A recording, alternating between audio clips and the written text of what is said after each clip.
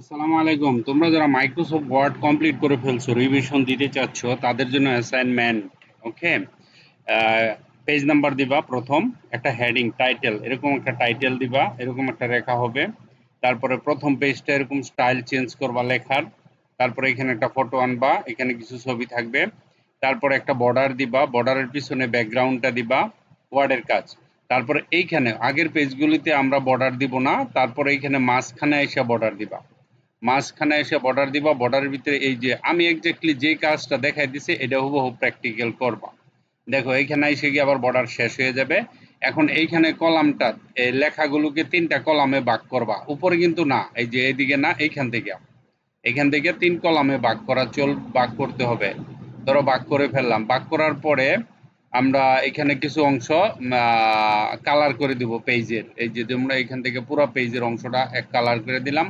এখান থেকে তারপর একটা বর্ডার দিবা, গ্রেডিয়েন্ট বর্ডার, বিভিন্ন কালারের বর্ডার। আবার এইখানে এই যে এরকম লেখা থাকবে, ব্যাকগ্রাউন্ড দিবা এটার।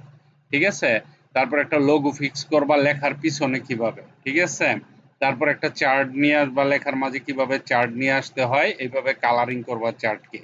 তারপরে একটা এই যে ওয়াই দিবা, ড্রপ ক্যাপ দিবা, এরকম একটা ওয়াই বানাবা।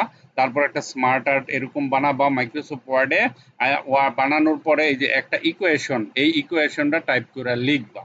লিখার পরে ডকুমেন্টটা একটা নির্দিষ্ট একটা জায়গায় সেভ করবা, পরে আমি চেক করে দেখবো সব। এই কাজগুলো তোমরা যদি করতে পারো তাহলে আলহামদুলিল্লাহ, মাইক্রোসফট ওয়ার্ডে আর কিছু শেখা লাগবে না। মানে এটি পারলে বাকিগুলা সব কঠিন কঠিন কাজগুলো আমি বাচ্চা দিচ্ছি। ঠিক আছে? এগুলো করতে পারবা রিভিশন তোমাদের প্র্যাকটিক্যাল ক্লাসের জন্য। তো ফাইলে যাবা, ফাইলে গিয়ে তারপরে সেভ করবা। সেভ করার জন্য কি করতে হবে, এই যে এখানে যাবা, অলরেডি সেভ করা আছে আমার এটা, তাহলে আমি সেভ এজে যাচ্ছি। যাওয়ার পরে এখানে ডেস্কটপে যাবা, এই যে ডেস্কটপ, ডেস্কটপে গিয়ে তারপরে নিউ ফোল্ডারে যাবা, নিউ ফোল্ডারে গিয়ে এখানে একটা ফোল্ডার বানাবা। ঠিক আছে? ওয়ার্ক 1 2 3 একটা নাম দিলাম। তারপরে এটা ওপেন করবা, এই যে এই ওয়ার্ক ফোল্ডারটা ওপেন করবা। ও ওপেন করে তারপরে এখানে লিখবা PRACT, প্র্যাকটিআইসি।